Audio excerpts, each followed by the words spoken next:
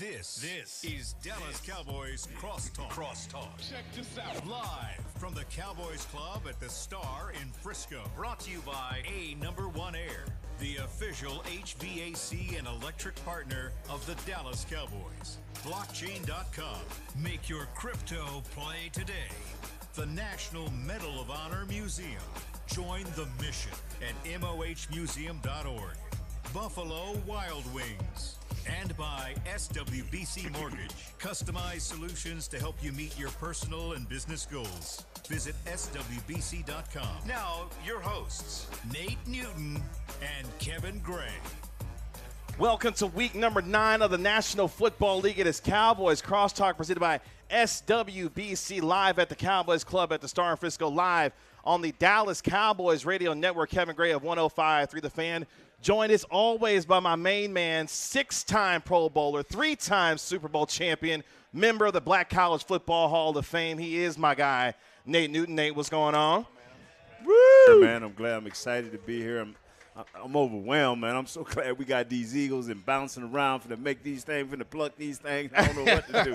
Yeah. It is Philly week as the Cowboys get ready to take on their hated rival, the Philadelphia Eagles. Joining us this week from the flagship station 105.3 The Fan, he is Dallas Cowboys insider, 1/4 of the hit morning show, Sean, RJ, and Bobby. He is Bobby Bell. Bobby, what's going on? Bell. I'm great. I appreciate you calling it a hit morning show.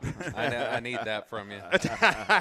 Hey, we love Sean, RJ, and Bobby, and my man Peyton Russell holding things down every single morning. Joining us this week are Cowboys legends. So excited. It's perfect for Philly week because we know how much this man handled business against the Philadelphia Eagles. He's a 3-time All-Pro, 3-time Pro Bowler, Super Bowl 12 champion, member of the 1970s All-Decade Team, and Pro Football Hall of Fame class member of 2021. I like to call him the original number 88. He is Drew Pearson. Drew, what's going on? I'm great. Thank you. Thank you for that intro, man. I'm going to take you on the road with me. Hey, man. Good stuff. Look, if you pay good, you can take me anywhere. I'm just playing. I'm just playing. Glad to have you with us on this Wednesday night. A special night in DFW. Got to give a quick shout-out to the Texas Rangers. They are playing in Game 5 of the World Series tonight in Arizona. If they win tonight, they will clinch their first-ever World Series championship. So all eyes on Texas are in Arizona watching Nathan Eovaldi and the Texas Rangers look to make history tonight. So quick shout-out to them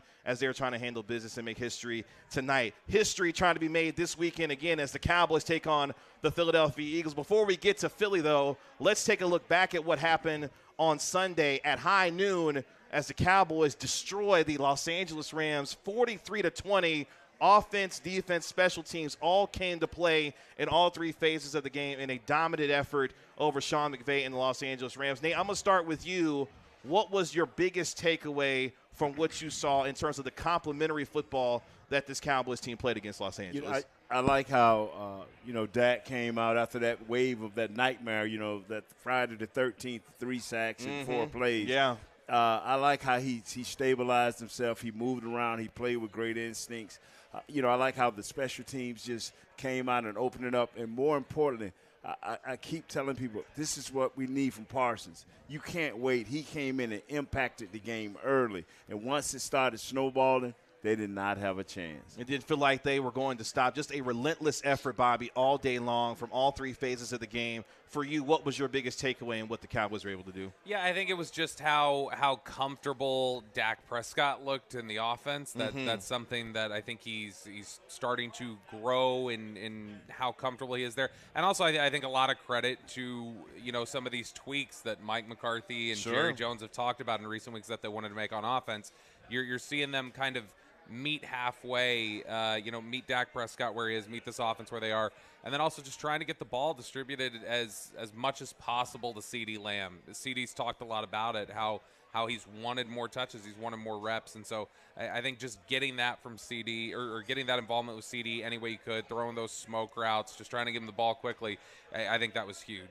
Drew, CeeDee Lamb, 12 catches for $158, 2 touchdowns, making the 88s proud on Sunday afternoon. What have you loved about CeeDee Lamb and the evolution of his game as he continues to prove himself as the number 1 guy in this league? That's what I love, evolution. He continues to grow in a position, getting better and better every game, year to year. and now he was in his third year, and has had 2 remarkable rookie year and then second year in the league. He's balling. You know, the 88 club, we'd be texting each other throughout the game. And we don't want CD to text back. That's okay? right. Hopefully he's trying to handle business right hopefully at that point. He's busy. But we'd be telling, we're really proud of him in the way he's stepping up and actually really carrying the downfield passing game right now. Yeah. And, you know, I would happen to be on the sideline a little bit. Because we honored DeMarcus Ware in the Ring of Honor. I like to say that's why the guys performed, because they knew we were in the stadium. Had to put on the show. They had to put on the show for us. Yeah. But I just saw him on the sideline, and, you know, I've seen him in person, you know, in street clothes, but he looks bigger in his uniform. Oh, yes. Yeah. You know, than you might think, you know. So he can handle a 12-reception game and come back durable and play the next week.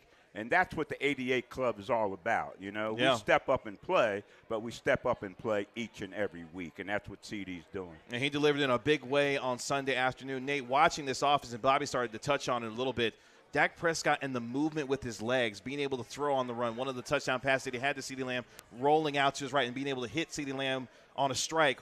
What have you loved about his game over the last couple of weeks, being able to utilize his legs a little bit more? What I've been begging for 4 years. Yeah, what I've been – don't – Thank you. Most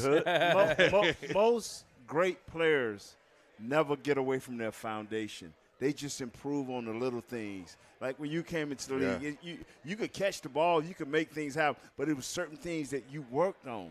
Absolutely. Don't ever get away from who you are. Sure. You know, you've been on every show where I'm like, I want rookie Dak, but I want him to evolve. The evolution is the word today. I'm not asking for you to run for 100 yards. I'm just asking for you to be the guy that you are. And for Dak to move around just enough to get out of trouble, to help an offensive line that was struggling, that's a great thing. Bobby, when you've watched this offense, you've watched the Mike McCarthy era as it has gone so far, and now having this Texas Coast offense, if you will, are you surprised that we're just now seeing some of these elements from Dak in terms of the running standpoint, knowing how good he's been when he's been able to play that way? No, part of it is when they're installing the, you know, this West Coast hybrid or this West Coast influence system, they've talked so much, you know, this offseason about how much of it's going to be tied to the footwork and, hey, 3-step drops and 5-step drops, and it's all, you know, intricately tied in here with what the receivers are doing. I think naturally that's probably going to create a little bit of early tightness as you get comfortable with things. You're not going to be scrambling, looking for those options as much because you're going to be so tied into, all right, step, you know, 3-step ball out, 5-step ball out. And so I think that he's just starting to become more comfortable with where everything is. And so I think he's getting a better feel for how to freelance within that. And that's just going to be time on task. That's going to be reps and being able to get to that point. And so I think that's what you're seeing right now. He actually, I looked it up this week. They only have data going back to 2018, but I know Sumer Sports says that this is the highest scramble percentage Dak has had in his career this year. Wow, okay. So he's scrambling, he's breaking pass plays and scrambling more frequently now than he has at any point since 2018. So I think that just speaks to how comfortable he is with what he's seen and when he's ready to go. Drew, when you're trying to adjust to a new offense and trying to get yourself acclimated to it, how long does that process take, whether it be you're a quarterback, but for you, obviously, as a wide receiver, how long does that adjustment take in terms of learning a new offense and then being able to be comfortable with that week in and week out? You know, if you're a pro, it shouldn't take that long. Sure. Once you learn the terminology, then you go from there. And you got to separate the new terminology from the old terminology. Yeah. Sometimes that's a little difficult, but once you get into the flow of doing that, I don't think it's that hard. It's football. It's not rocket science, okay? And that's not make it too difficult. But a lot of times different coaches bring in different terminology, and that's what you have to adjust to. Just like going from college to Coach Landry's offense, you know. Everything my whole life, the even numbers were to the right. You know, the odd to the left. Well, with Coach Landry, everything's the other way. Sure. You know, so just a little something like that you had to get used to. Talking to about Dak, I like Dak needs to run. We need to make that an effective part of our offense. Sure. Dak's athletic enough, physical enough that he needs to take off with some conviction, like he really wants to get that first down. Yeah. You know, and go ahead and do it, because if we add that element to the offense where the defense has to respect that ability to run when necessary, then that'll make the offense better. And Nate, Bobby was talking a little bit about in terms of Dak, in terms of the amount of scrambling that he's doing. Is that a function of his abilities and what he's able to do, or is it more so maybe some of the questions offensively that we've seen on the offensive line over the last couple of weeks and him having to utilize his legs a little bit more to avoid some of those sacks in that way? You said it. I mean, you asked the question very eloquently, and you answered it in the same tone.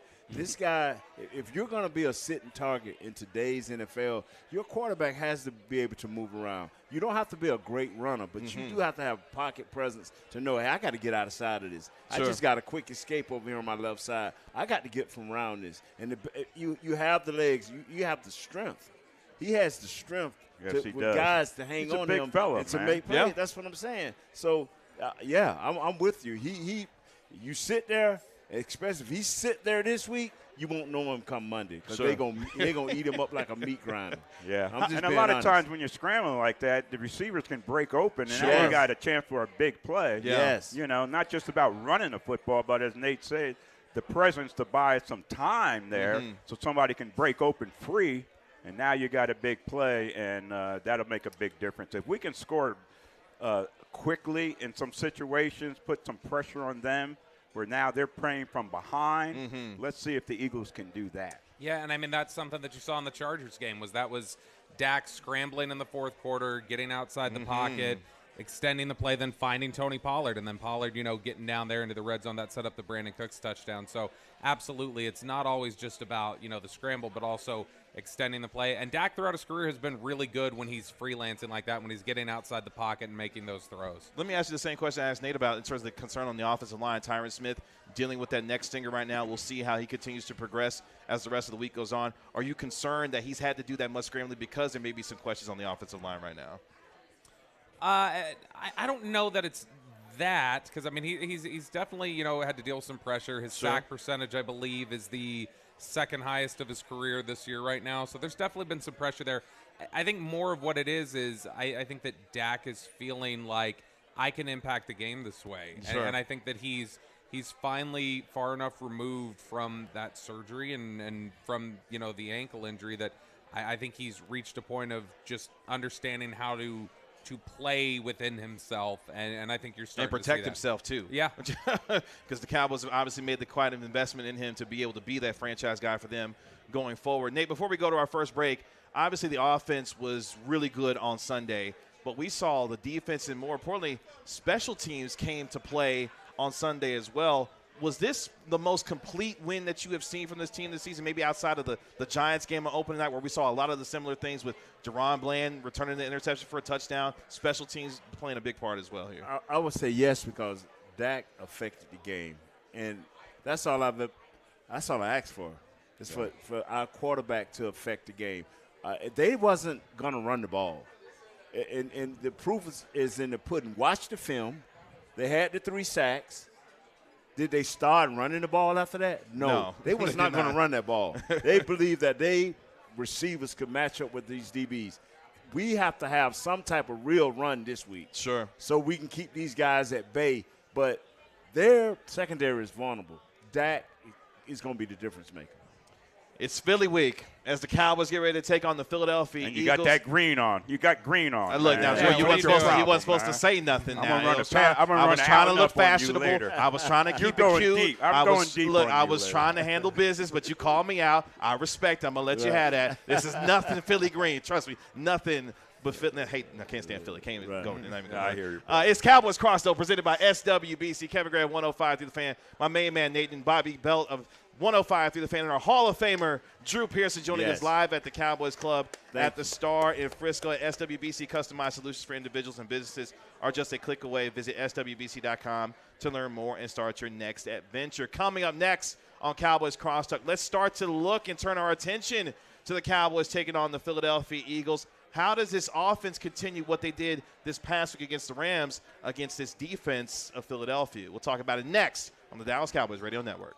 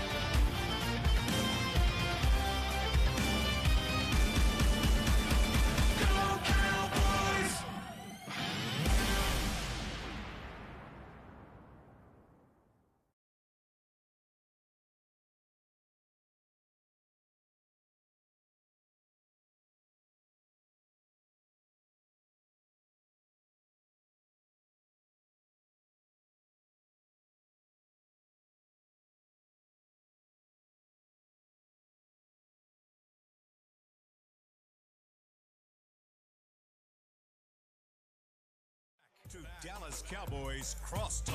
Check this out. Live from the Cowboys Club at the Star in Frisco. Back on Cowboys Crosstalk, presented by SWBC. SWBC Mortgage. Join the more than 120,000 customers that we've helped to find their happier way home. Visit swbcmortgage.com to find a pro today. Kevin Gray of 105 through the Fan, 6-time Pro Bowler, 3-time Super Bowl champion. Nate Newton joining me as always. Dallas Cowboys insider, 1/4 of the hit morning show. Sean and RJ on 105 through the Fan. Yes. My man Bobby Bell, as David Ortiz would like to say, my dog, hanging out with me tonight at the Cowboys Club. And our Hall of Famer, Drew Pearson, joining us live this week at the Cowboys Club. Really appreciate him hanging out with us as it's Philly week as the Cowboys get ready to take on their bitter rival, the Philadelphia Eagles, at Lincoln Financial Field on Fox's Game of the Week at 3:25 in Philadelphia, Pennsylvania. Nate, before we get into this particular matchup, when I say the words Philadelphia Eagles, what words come to your mind? What memories come to your mind specifically for you when you think about Philadelphia? Just dislike. Yeah. I don't like to use other word. They tell me not to use that other word. Thank you. Appreciate that. You know, This is don't use it. Yep, try to keep it clean. Just Appreciate dislike, man. And I'll anybody use that got to put a jail at the bottom of their stadium, they're not very nice people. you. Other than that, very nice people. They're not very nice people.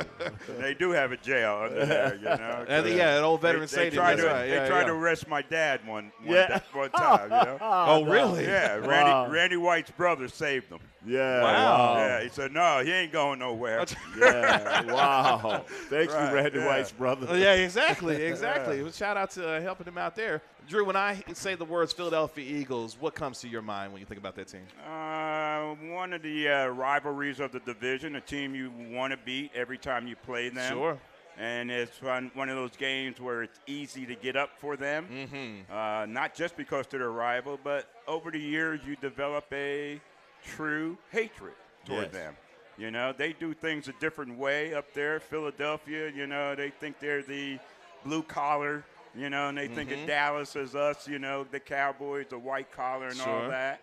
And so you've got to play against that. But, you know, there's no better feeling when you go to Philly and beat them up there. Yeah.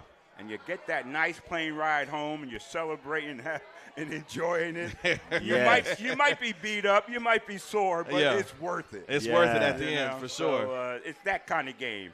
And, you know, you play, Nate will tell you, play games through the course of the season, and you get up for all the games. Sure. But some, you get up a little more. You know, you're walking on air. And Coach Landry would recognize guys. Like, he knew I'm from the East Coast. Yeah. He knew I'm going to have a bunch of family there. So he knows Drew's ready. Yes. So I would get a little more opportunities and stuff like that. But Sure. it's exciting to play these types of games, and this is what the NFL is all about. I mean, all you know for is a Philly cheesesteak and Rocky, and you think you something special. Come on, man. For real? No greater feeling than of here. Yeah. Just silence. Nothing. That's right. That's right.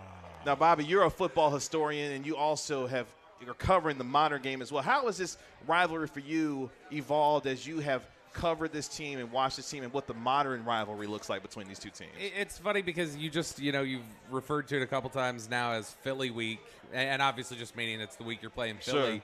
Sure. It's funny that I think there's still bitterness, it feels like, from the Eagles side that Philly week doesn't resonate for this side as much as Dallas week seems to resonate over there. Yeah. They really do. I mean, there's a genuine – it is the most intense division rival you have at this point. And it's something that, you know, going back to obviously how things were in the 70s up through the 80s, you know, everything with the 90s teams, the dominance that Andy Reid and the Eagles had in the early 2000s.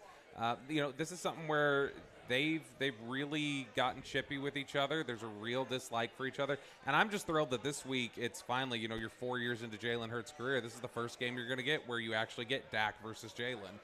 They haven't been able to sync it up. Yeah, same field, yeah. Somebody injured, somebody out. And Dak has really come up. He tends to elevate his game plan against Philadelphia. So the last 3 times Dak has started against Philly, because obviously he missed the game last year, the Cowboys have put up at least 40 points. Wow. And so he likes playing against Philly. He had more success against them throwing the ball last year than anybody else in the NFL did. And so I think that everybody's going to be locked in, ready to go for this game. But to me, I would still say, and I know it drives Eagles fans nuts. Good, Now, I think for this football team, the Eagles are still number 2 to them as their rival behind San Francisco. I think San Francisco is still who they have the most disdain for right now, and then Phillies too. But it's definitely an intense rivalry. Nate, what has the film started to show you about this Philadelphia Eagles team defensively? This is a team that's 7-1, that has playmakers on all 3 levels. What kind of challenges is this defense for Philadelphia going to present to Dak in this offense on Sunday afternoon? Just constant pressure. I mean, waves and waves of defensive linemen. You know, from Hassan Reddick to Sweat, to Jalen Carter, Jordan Davis. Yeah. You got still Fletcher Cox there. Sure. Fletcher Cox still there? Yes, sir. You got Brandon Graham and Derek Barnett. High-powered guys that can still give it to you. These are guys, once these other 3 guys get tired, these are the guys that's coming in. Yeah. They got 25 sacks, and all 25 of them has come from their either their linebackers or their defensive line. They just got waves, guys. They tell you cannot run. We're giving up 65.5 yards a game. You cannot run over. That's why the Cowboys have to try to force some type of stability in there. Yeah. They just can't. I don't think they can just drop back, and if they do, it'll be sweet. I don't think they can just drop back play after play to throw the ball on them, even though the secondary can be picked on. So you're thinking it's going to be a physical game in the trenches, and we better be ready to take that on because they know they're going to come out and try to punch us in the mouth early with that physical play. Right. And we got to meet that intensity level and bring it right back to them. Yes. San Francisco, I don't know if we did that, you know. But this game, like I said, it's easier to get up for the division. Drew sounds like he's ready to play right now. I am He's ready to get out on the field right now. And I might start stretching now. If If I'm playing, it's going to take that. It's going to take us 4 or 5 days to get loose. It's going to take that long. You know, I'm going to get my one play in and let you have the rest. No, they say, I got one play in me. That's all you got to let. You got one play left in I got you? one play. That's to all get up I to know, the, if I do suit up, I don't know who's going to wear 88. Yeah. But if we're both in the huddle and I break, I'm getting double covered. Right? Oh, okay. Leaving CD Lamb one-on-one. Okay. I feel out of respect, I'm getting double covered. Yeah, my one best play is going to be breaking to the elevators to get up to the concession stand. Wow. You're going to lead the offensive line. There you go. Hey, where Nate going? Oh, he going up to the concession stand. That's right. He made his Maybe play. one of them good stadium hot dogs. That's right. They're the best, man. Philly cheese, baby. Yeah. That's right. That's what you're going to be going for? That's what you're going to be going for. Bobby, Nate started to mention it. The defensive line and this defensive group for the Philadelphia Eagles, stout with a lot of names on it. Who's the one guy that you're looking at as a X-factor guy that you're particularly watching that the Cowboys have got to game plan for going into Sunday? Yeah, I mean, look, so much of this, like, Nate said there, you can pick on the secondary a little bit. You just you have to be able to protect long enough to be able to do it. Sure. That's the big challenge, is that if you can protect, then you can take advantage of that secondary that Philly has. And Philly's been really good against the run this year. And so if you're not able to run the ball, if they're able to generate enough pressure to cover over some of the sins of the secondary, then you're going to have a long day. And so for me, it's going to be you've got to take Hassan Reddick out of the game. Because, I mean, Reddick is the guy the last couple years who just causes a ton of issues, generates a ton of pressure. True game wrecker, yeah. Yeah, and I mean, look, when you talk about what Jalen Carter can do, coming right up the A-gap there, it's something where when you're trying to get these 3- and 5-step drops and get the ball out quick and do that, the guy who's going to have the best chance to wreck shop is going to be the guy who can just get right in there from the A-gap. And so Carter's going to be a big part of this. But to me, I think that if you can neutralize Hassan Reddick, that gives you a chance. Drew, you go back to the Miami game and a little bit even in the Redskins. This dude stops the run like no other. Yeah. I mean, he stopped Miami through a jet sweep. He stopped it. A tall sweep. He stopped it. For losses, this dude is athletic. He's number 7. Keep your eye on number 7. Sure. Terrence Steele, I've been praying for you the whole year. Not praying for him. Yeah, because he's coming off a bad knee. Yeah, the torn ACL, that's right, yep. Yeah. And people have been able to kind of handle him and muscle him up. Right. This is a game where Terrence got to get all of his experience and all of his wisdom. Sure. Because this guy ain't going nowhere. Yeah. He's a full-grown man. He's a full-grown man. He's got to come in ready to deal with that and watching film all week long, knowing what he's doing. And you say you got to use if he's got that injury, you got to use his experience to compensate for that. Yes. But we need him out there. Yes, we do. Yes, we do. If Tyron could play, that'd be great too. But we need all our top offensive linemen out there against their defensive line and what they can do defensively. Yeah, that's one of the things about the Eagles, the amount of depth that they have. They remind me of a really good college football team. It's not just the starting 11 that they have, but it's the other guys that are behind them. Yes. The Eagles have a ton of depth on their defensive line, and they can come at you. Yeah, hey, the Georgia Eagles, the Philadelphia Bulldogs, whatever you want to call them. Right. Howie Roseman loves himself some Athens, Georgia Bulldogs when it comes to, as you mentioned, Jalen Carter, Jordan Davis, and others on that football team. N'Kobe Dean as well, also on that defense as well. Yeah, one thing I'm curious, Nate, for your perspective on this, is especially having done the offensive line. When you watch Reddick, and he's so athletic, and he's so quick and can get up the field so quick. With Steele, obviously, he's a little bit more of a more nimble, athletic offensive lineman. He doesn't play with a lot of power. Is his best shot potentially like, hey, let Hassan Reddick come at me a little aggressive and just kind of try and get him upfield a little bit. Let's have him overrun. The middle, to answer your question, the middle of our offensive line have to play exceptional. So Terrence and whoever's playing at left tackle, they got to be able to run them guys around the horn. They got to be able to swing. You got to almost give up a half man to get them going upfield because you want to be able to open your hips as quick as you can and put your hand on his back hip and run him around. But the middle of our offensive line has to be steady to give Dak a chance to step up and take a side. Sure. Because if they come in a wave and Hassan and Sweat coming off them corners, it's going to be short. Yep. Dak going to be able to stand. So our middle of our offensive line has to play superb. That's why I said we got to be able to run the ball, even if we don't gain. But as long as there's no negative runs, if they gain 1 yard, 2 yard, it's okay. Sure. It's that Gotta success. have that Remain threat. committed to the run, yeah. Yes. It's nice to hear you talk about that offensive line play. You see Nate getting fired up about that offensive line? Man, You notice I put my hand out there, but I eventually turned to the Philly sub. Look, he might have. Look, Nate might have 2 runs into the concession stand, not just one. Talking like well, that. I'm gonna go, once I come down with that Philly cheese, you're going to want one. Somebody Once it starts smelling. I'm about to go back up. Yeah.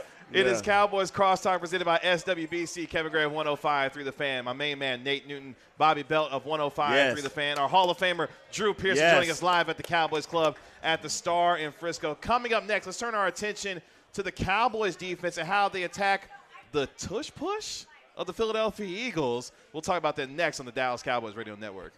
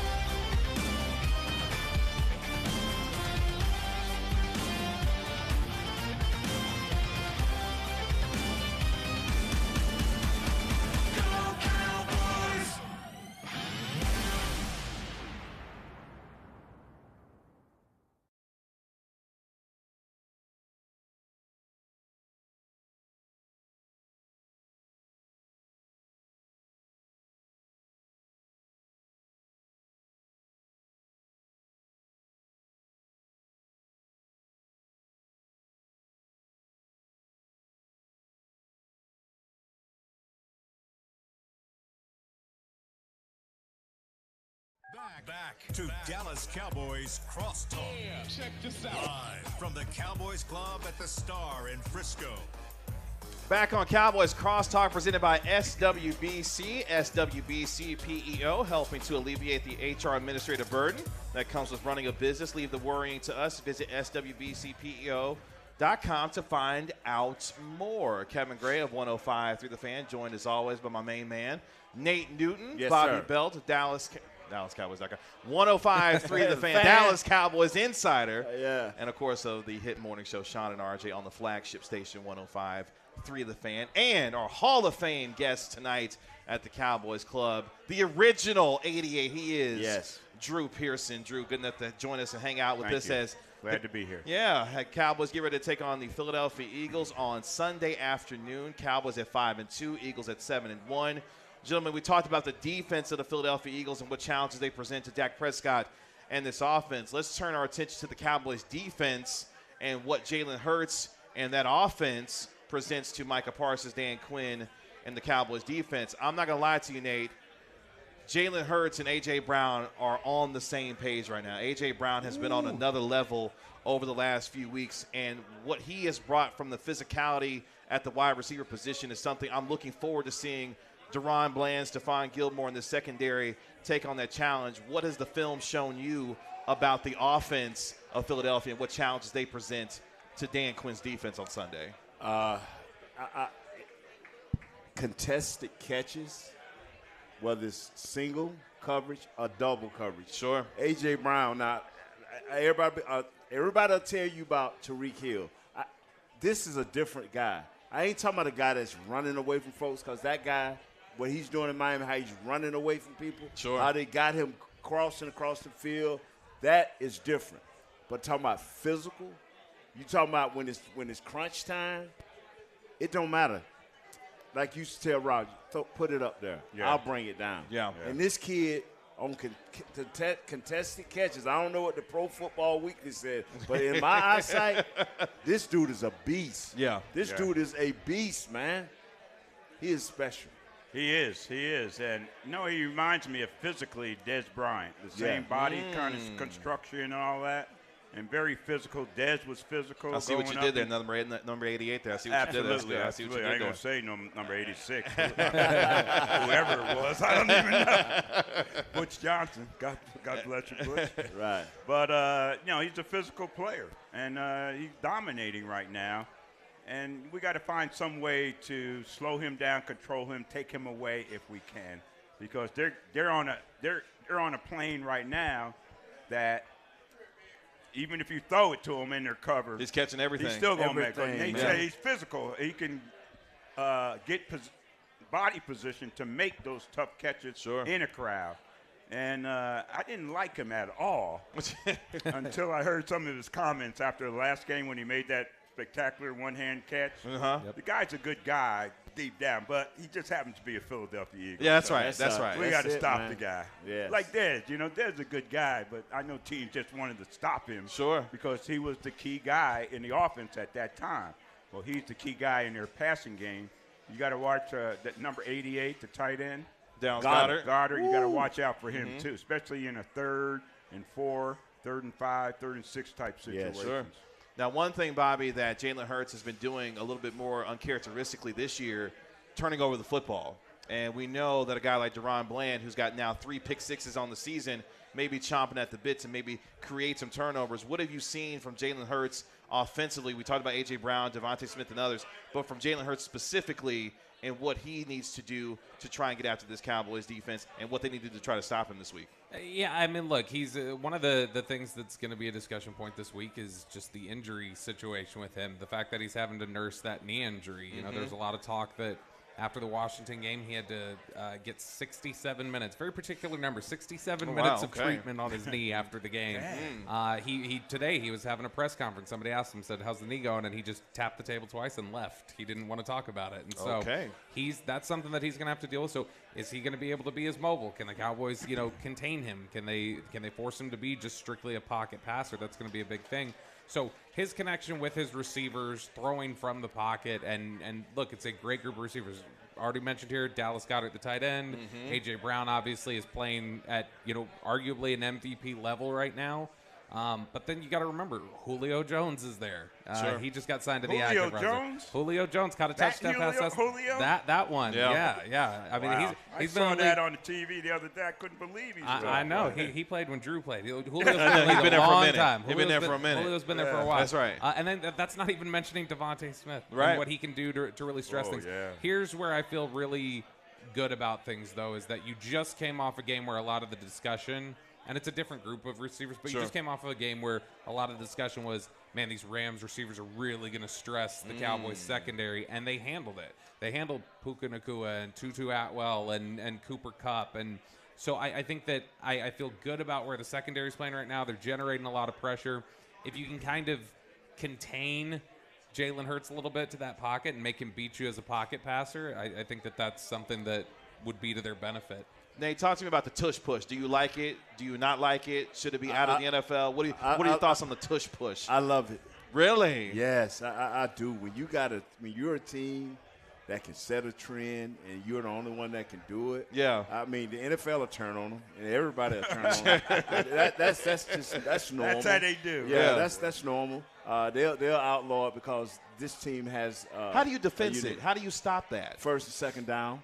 Okay. It's called Yeah. first down. Keep 'em out of it. Yeah, first down. Come to second down, it's 8 or more yards. Yeah. It's 5 or more yards. It's called do your job, and they can't get into the tush push. But if you don't do your job, and it's 3rd and 1 or 3rd and 2, most teams Or are going to be 4th and 1 or successful. something. They just found a way that makes it a 90% success rate.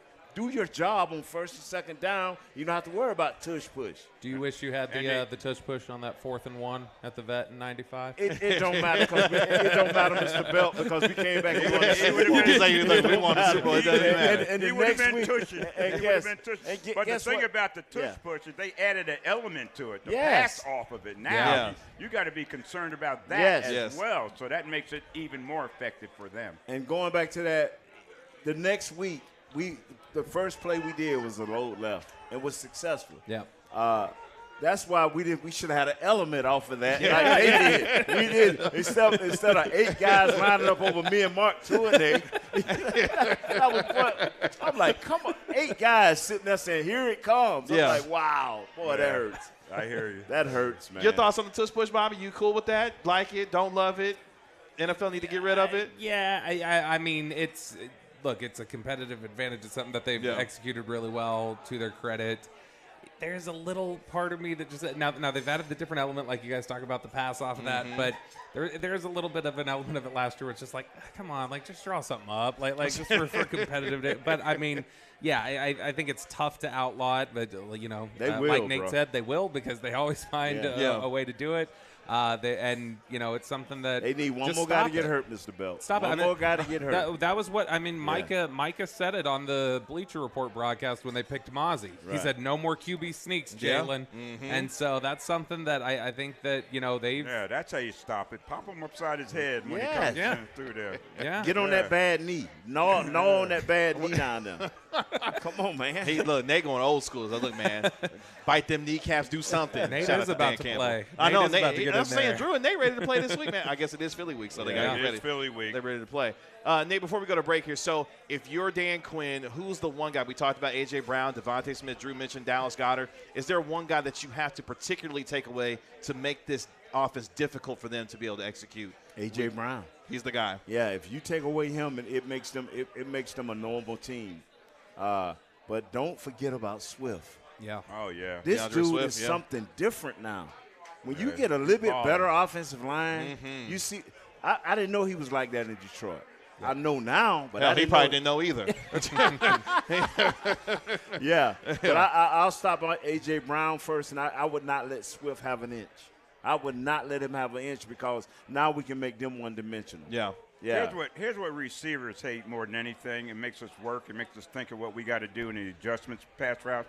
When you put a man over you, Yes. okay, and don't let them come off the line of scrimmage freely. Free! You know, either head up, cock to the inside, cocked it one way or the other, maybe mix it up. Right. And that might not be your final coverage point. But give him something to think about and pop him at the line of scrimmage. Like I said, he's a physical guy, but if you let him come off the line of scrimmage unmolested into the secondary, then he's going to cause you problems. But the thing receivers hate more than anything is when that guy, especially on third down situations, because you can take him out by doing that and then having somebody cover up deep or whatever. But that's that's how I would play him. Yeah. But I did a little deal podcast. Sam Williams was our guest. Mm-hmm. And to hear him talk about the defense, they have so much confidence in Dan Quinn that no matter what they're doing that's having success, he's going to come up with something to stop that. And he's contributing on special teams now with, of course, the block punt that you saw on Sunday against the You know what I saw when we were at the stadium for the Ring of Honor? Mm-hmm. We were walking out. They were coming in off the halftime. I saw him 54. I told Tony Dorsett, he'd be playing right tackle if he played for us. He'd be on the line. Instead, he's a gunner down there on punt coverage out there making plays. Yeah. And he ran a 4.46 at the combine. It's kind of frightening. What these guys are built these days. Let's take our last break here on Cowboys Crosstalk, presented by SWBC. Kevin Gray of 105 through the fan. My main man, Nate Newton, Bobby Belt of 105 through the fan. And our Hall of Fame legend this week, Drew Pearson, joining us live at the Cowboys Club. Coming up next year on the Dallas Cowboys Radio Network, I'm going to ask Drew about that one time at the draft when he trolled everybody in the building announcing that one Dallas Cowboys draft pick. We'll talk about it next on the Dallas Cowboys Radio Network. Nice. Let's do it.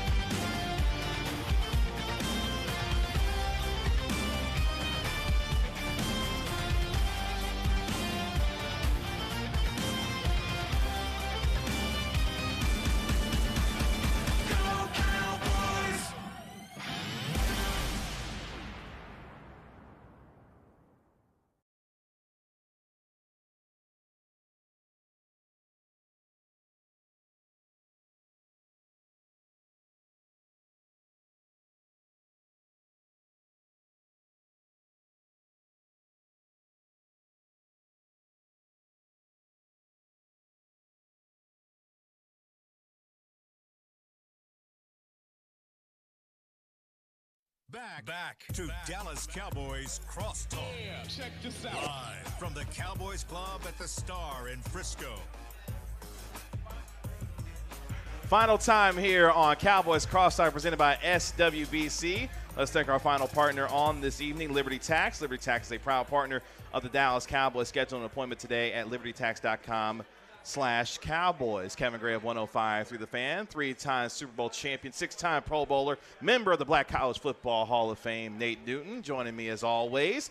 Dallas Cowboys insider for 105 through the fan and part of Sean, RJ, and Bobby every single morning, 5:30 to 10 a.m. on the flagship station of the Cowboys, 105 through the fan. Bobby Belt hanging out with us on this night. Is that 5:30 at night? In the morning. Oh, wow. 5:30 a.m. No wonder I get there never at heard 6, of though. it. That's the only time you got to Bobby turn got it on. special privileges. He gets to show up at 6. Yep. Nice. You know, Right on. RJ and Sean do the heavy lifting at 5:30, and then Bobby comes in and takes over the show. I've never Isn't that heard right? that part of the show. Yeah, let him preheat the oven before I cook. A little too early Yeah. for the brother. Drew said that's a little too early for me. Let me get there at 6 when Bobby gets on. That's right.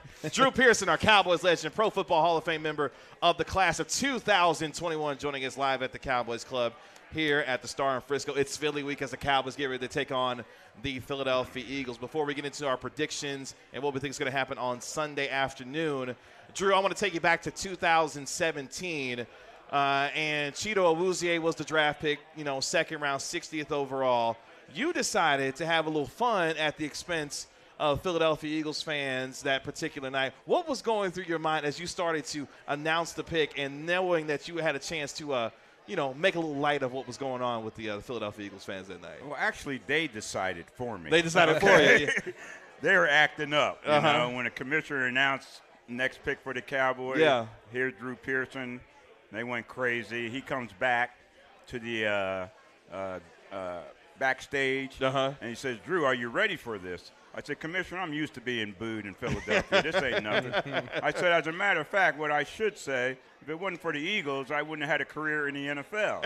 You know what he said? Say that. Say that. Oh, wow. That's the commissioner. So I said it. But So anyway, he encouraged you to actually say that. He encouraged me. Wow, okay. And I walk around there. I could hear the boos, and they got louder as they got to the podium. Yeah. But on the flight up there, I had prepared what I was going to say because I'm a marketing guy. It's national TV. I'm going to take of my little minute of airtime, national airtime. And I saw Clinton Portis go down there with his gold shoes. I'm like, Clinton, come on, man. I know you're a Redskin fan and all that, but – and then he came right back. Harry Carson went out there, read his stuff, came right back. I said, I'm going to take advantage. But I thought about what I was going to say on the plane up there. And I just happened to say that, but it just came out because of the way they were egging me on and firing up. They would have thrown me a cheesesteak.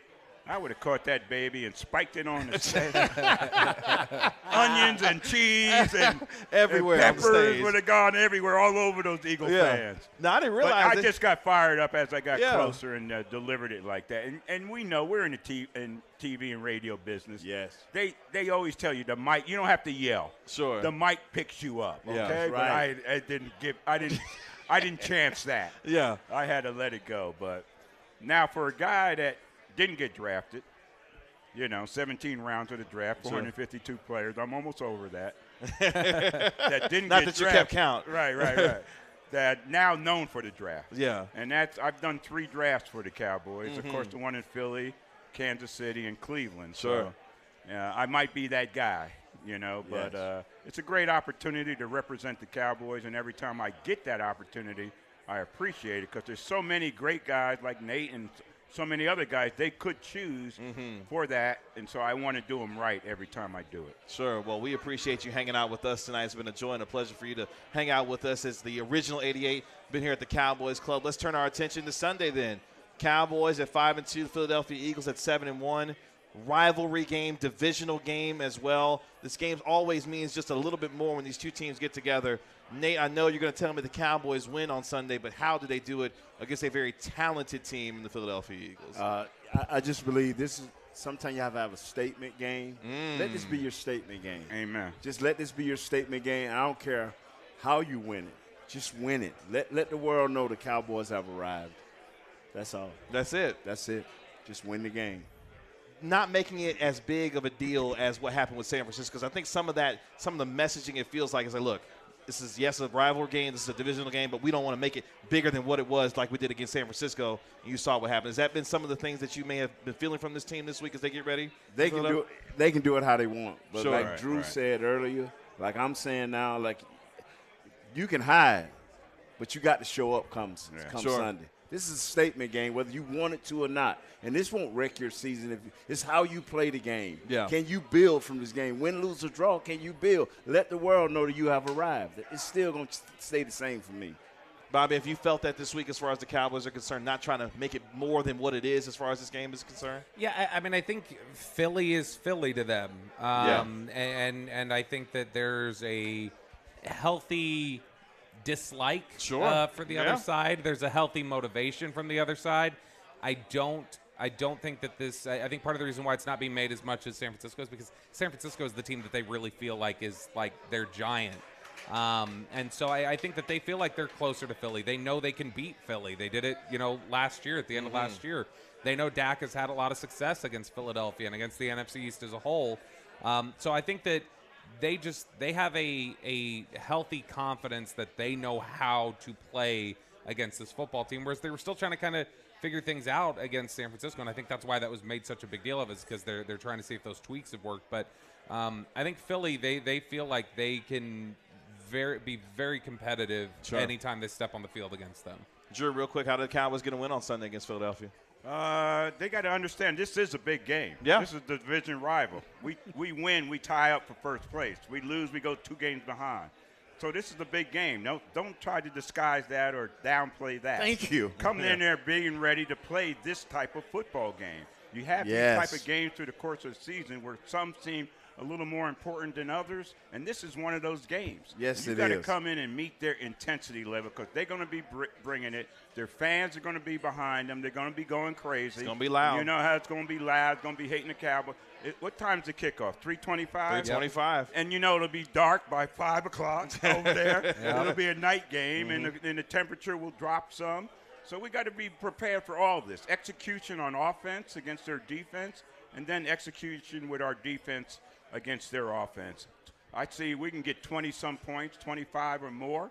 I think we can hold them to 15 or less. I think we'll do that and win the game. Expecting a big day from Dan Quinn's defense against Jalen Hurts and that high-powered offense. It's always a wonderful time when these two teams get together, two hated rivals trying to continue their march up the NFC East standings. Meanwhile, for the Cowboys, continuing to build momentum after the last couple of wins against the Chargers and the Rams. Philadelphia looking to continue to do the same as they try to march toward yet another appearance in the Super Bowl. Really appreciate our Hall of Fame guest, Drew Pearson, for joining us this week on Cowboys Crosstalk, presented by SWBC. Thank you so much for being with us as always. Nate, good to see you, man. Yes, sir. You ready for Philly week? You ready? It's a big game, man. It's a big game. I can tell, man. Your energy was good tonight. I could tell you ready. Big game. All right, man. Bobby Bell, it's good to see you, my guys. Always, man. Appreciate you hanging out with us. See you. Thank you. Early morning for Bobby, man. That's right. You check him out at 6. Yes. At 6 a.m. Yeah, not 5:36. That's right. Kevin Gray, 105 through the fan. Nate Newton, Bobby Bell, our Hall of Famer, Drew Pearson. This has been Cowboys Crosstalk, presented by SWBC across the Dallas Cowboys Radio Network. Cowboys, Eagles, 3:25 on Sunday on Fox and on the Dallas Cowboys Radio Network. Y'all be good. We'll talk to you later. This has been a production of DallasCowboys.com and the Dallas Cowboys Football Club. How about this, Cowboys?